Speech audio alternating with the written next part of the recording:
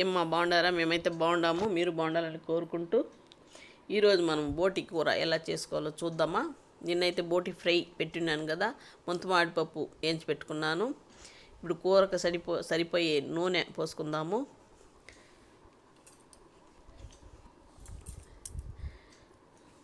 మూడు లవంగాలు, 2 యాలకులు, ఒక ఇంచు పట్ట, ఒక ఎర్రగడ్డ తరిగి నూనెలో వేసుకున్నాను. బాగా ఎర్రగడ్డ కొంచెం రంగు మారేంత వరకు వేయించుకుందాము. అది బాగా ఎర్రగడ్డ ఉడికాక ఒక 2-3 పచ్చిమిరపకాయలు వేసుకుందాము. పచ్చిమిరపకాయలు వేస్తే కూర చాలా బాగుంటుందండి, వాసన బాగుంటుంది. పచ్చిమిరపకాయలు కొంతమంది తినను అంటారు కదా, తప్పు. పచ్చిమిరపకాయలు వేసుకుంటేనే ఆ వాసన అయితే బాగుంటుంది. నేనైతే కూరలోకి అన్నింటిలోకి అంటే ఈ చికెన్ మటన్ ఫ్రైలకి అయితే ఎక్కువే వాడతాను నేను.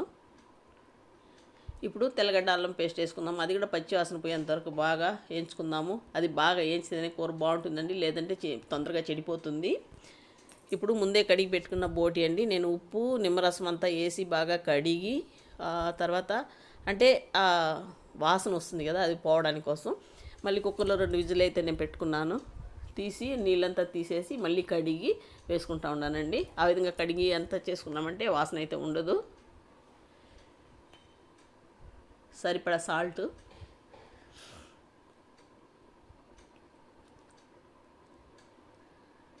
వేసుకున్నాం కదా, వేసి బాగా కాసేపు మూత పెట్టి ఉడకబెట్టుకుందాము. టమాటాలు మెత్తబడింది కదా, బాగా టమాటాలు మెత్తబడ్డాక ఇప్పుడు మనము మిరప్పొడి, కాసంత పసుపొడి వేసి బాగా వేయించుదాము.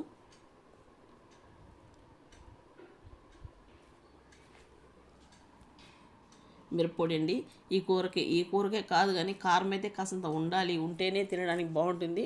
ఈ కూరకైతే ఇంకా అసలు కారం తగ్గించొద్దండి, తగ్గిస్తే తినలేము. నాకైతే అర్థమవుతుంది. నేను బోటి కూర అయితే ఇంతవరకు చేసింది లేదు. బోటి ఫ్రై మాత్రం చాలాసార్లు ఎప్పుడు చేస్తాను నేను. బోటి కూర చేసింది లేదు, ఇప్పుడు చేస్తూ ఉన్నాను చూద్దామని. అందుకనేసి మీరు మాత్రం బోటి కూరకి కొద్దిగా కారం అయితే వేసుకోండి. కరివేపాకు, కొత్తిమీర వేసుకుందాము. కొద్దిగా మటన్ మసాలా. మటన్కి అయితే నేను పుదీనా వేస్తాను కానీ ఎందుకో దీనికి వేయాల, ఎందుకంటే తీపి వచ్చేస్తుందేమో అనిపించింది నాకు బోటీకి. అందుకే నేను పుదీనా అయితే వేయలేదు, తీగా ఉంటుందేమో కూర అనేసి. వేయకండి, బోటీ కూరకైతే పుదీనా వేయొద్దు, మటన్కి అయితే వేయండి. కొద్దిగా కారం అయితే తగిలించండి, బాగుంటుంది.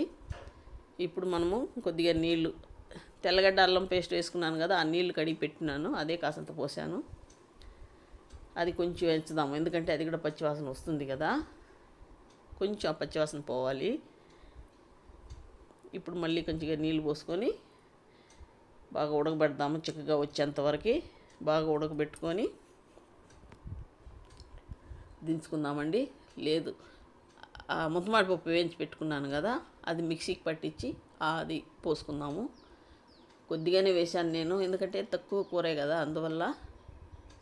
ఎప్పుడు ముంతమాడిపప్పు మా సైడ్ అయితే ముంతమాడిపప్పు అని అంటారు, మీరు జీడిపప్పు అంటారు. మా చిత్తూరు సైడు ముంతమాడిపప్పు అని అంటారండి. ఇది కూరలకు వేస్తే చాలా బాగుంటుంది. మటన్కి అయితే నేను తప్పకుండా ఇది వేస్తాను, బాగుంటుంది. మా పిల్లలు అందరూ వచ్చినప్పుడు మటన్కి ఇలా వేసే చేస్తాను నేను, బాగుంటుంది. మా పిల్లలు కూడా నచ్చుతుంది. అందరూ ఊరికి వచ్చినారంటే ఈ విధంగానే చేస్తాను. నేను అక్కడున్నా కానీ అలానే చేసిస్తాను. మీరు కూడా ఈ విధంగానే ట్రై చేయండి. ఇది బాగా చిక్కబడేంతవరకు ఉడకబట్టండి. కొద్దిగా సాల్ట్ తక్కువ ఉందండి, అందుకే వేసుకుంటా ఉన్నాను. చిక్కగా ఉంటేనే ఇది తినడానికి నచ్చుతుందండి. చూద్దాం, ఈరోజు చేసిన్నాను. ఇక్కడ మా చిన్న అబ్బాయి ఉన్నాడు, చూద్దాం నచ్చుతుందేమో, చేస్తూ ఉన్నాను. చిక్కగా వచ్చింది, ఇంక దించుకోవడం అండి. రెడీ అయిపోయింది కూర అయితే. ప్లీజ్ అండి, మీకు నచ్చితే చేసి కామెంట్లో పెట్టండి. ప్లీజ్ అండి, నా ఛానల్ మాత్రం లైక్ చేయండి, షేర్ చేయండి, సబ్స్క్రైబ్ చేయండి మర్చిపోకండి ప్లీజ్.